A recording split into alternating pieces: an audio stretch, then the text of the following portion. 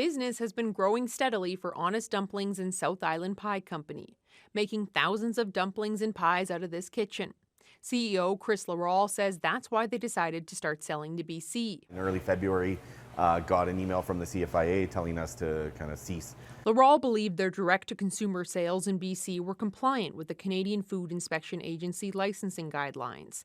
However, it requires a separate federal license, which Laurel says is too costly for small businesses. To meet those CFIA regulations, it would probably cost us a few $1,000,000 just in infrastructure. Probably this facility would be too small, wouldn't even work for us to be able to kind of do big enough production runs to justify the costs, to even make money and then sell beyond. Sometimes it takes a good crisis to get heads to do what they should have done, decades earlier.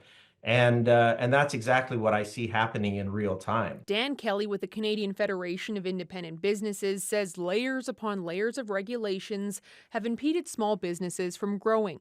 He's hopeful the focus on buying Canadian amid President Trump's tariff threats may be the catalyst for change. The effective answer is to say, look, if it's regulated and permitted for use in Alberta, it's okay in BC.